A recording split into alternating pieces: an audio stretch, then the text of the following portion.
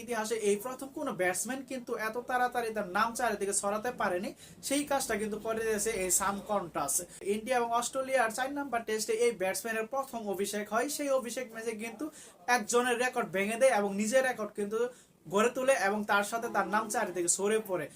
সাম কন্টাসের আগে কোনো ব্যাটসম্যান কিন্তু জাসপ্রীত বুমরা টেস্টে তার বলে কোনো ধরনের 6 মারতে পারেনি। সেই কাজটি কিন্তু করে দেখেছে এই ব্যাটসম্যান।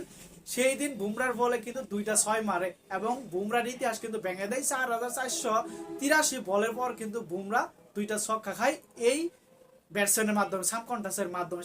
সেখান থেকে কিন্তু এই সাম কন্টাসের নাম চারদিকে ছড়িয়ে পড়ে। সাম কন্টাসের নাম চারদিকে ছড়িয়ে পড়ার দ্বিতীয় আরেকটি ধাপ হলো যখন 5 নাম্বার টেস্টের যখন ভারত প্রথম ইনিংসে 185 রানে লিড দেয় অস্ট্রেলিয়াকে। সেই সময় অস্ট্রেলিয়া ব্যাটিং এ নামে সাম কন্টাস এবং উসমান খাজা।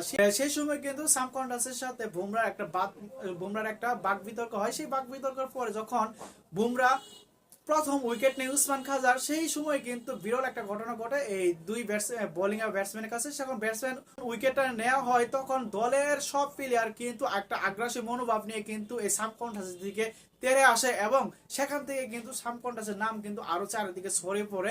ক্রিকেট ইতিহাসে এখন পর্যন্ত কোনো ব্যাটসম্যান কিন্তু এত তাড়াতাড়ি তার নাম অর্জন করতে পারেনি বা চারিদিকে কিন্তু ছড়াতে পারেনি। সেই সাম কন্টাসের নাম কিন্তু এত অল্প সময়ের ভিতরে তার নাম চারদিকে ছড়িয়ে পড়ে।